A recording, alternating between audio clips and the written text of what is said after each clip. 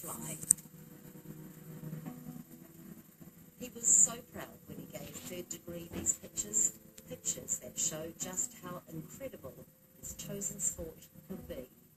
Dan told us flying like this made him feel free.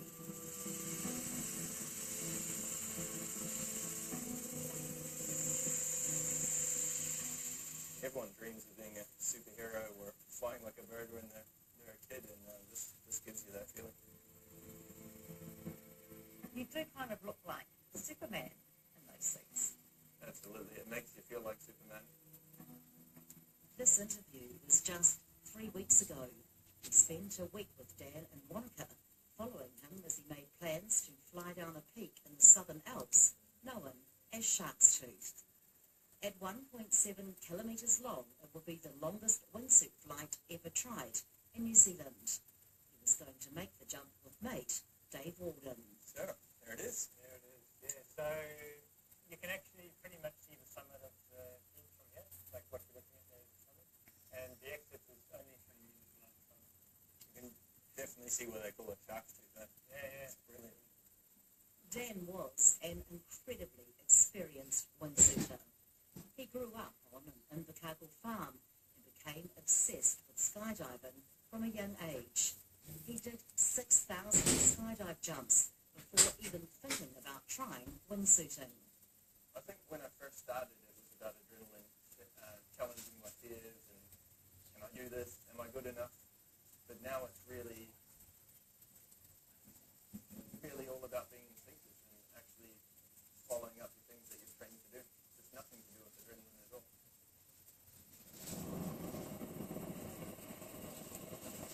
What is the greatest thing about going through the sky like that? I think the feedback, when you're skydiving, you're obviously a long way away from the ground, and it gives you that safe environment to train and to learn what the suit's going to do. And when you get close to the ground like that, you can actually see every little input. Every time you point your toe, every time you move your hand, it has a reaction to the suit.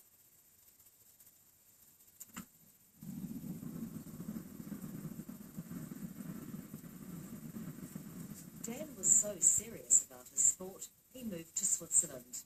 Our fickle weather and inaccessible mountains made wingsuiting hard. But in Switzerland, Dan had access to spectacular mountains and, even more importantly, cable cars. He could just hitch a ride up the mountain, then jump. And when the jump was over, all he had to do was parachute and land in his own backyard, a backyard which he shared with wife, Lisa. They had just celebrated their 3rd wedding anniversary. On average, probably I'm jumping 450 times a year with the wingsuit, from the cliffs and from the airplane closer to 500 or 600 times. But in Switzerland, a few days ago, the unthinkable happened. Dan died along with another experienced wingsuiter from France. Third man was seriously injured. Wingsuiting is an inherently dangerous sport. Between 1930 and 1961, 71 people died trying to perfect the wingsuit. Modern wingsuits are safer, but 24 fatalities were reported last year. And the stunts have been getting riskier.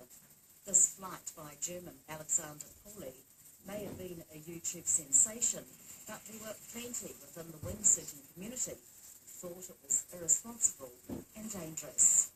For me, wingsuit flying is not really about pushing it, it's about enjoying human flight and being instinctive. And I think if you're instinctive and you're playing within your boundaries, I think it can be done for years, not weeks, or not for a YouTube sensation clip. Hey, you got the new thing.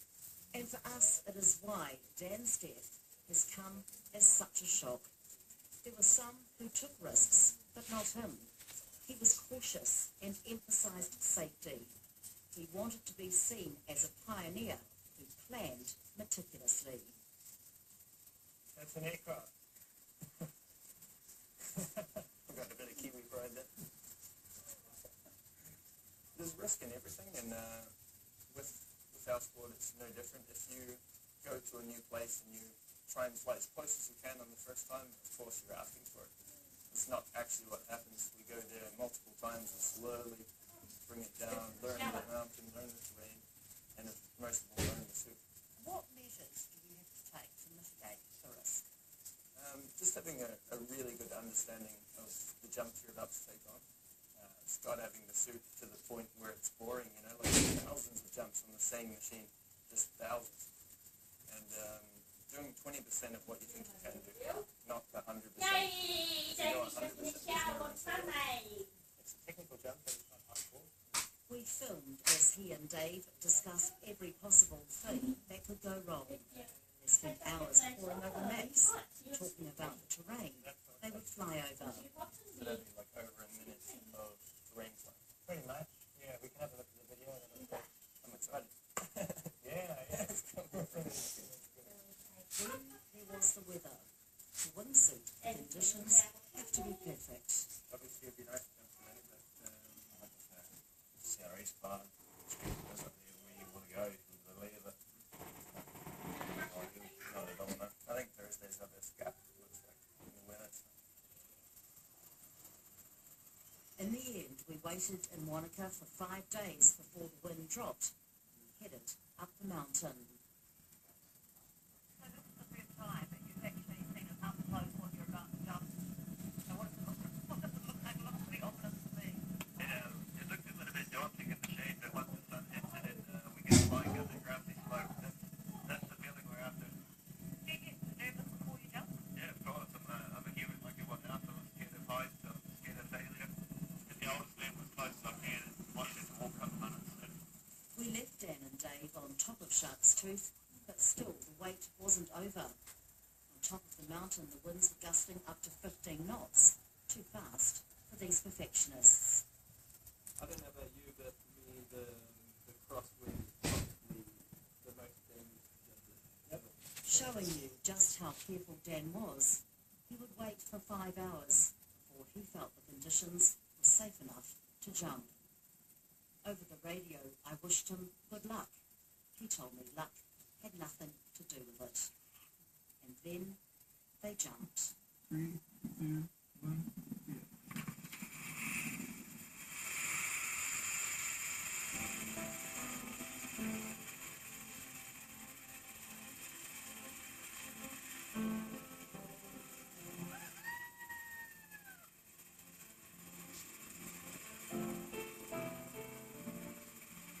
Of course, none of us knew we were watching Dan's last wingsuit jump in New Zealand. The 33-year-old world champion wingsuiter flew down that mountain with the wind in his threads, believing he could fly.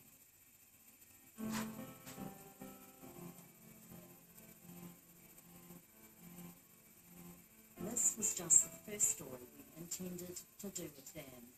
Later this year, he was going to come home to New Zealand in wingsuit off the mighty Mount Cook. It was going to be awesome.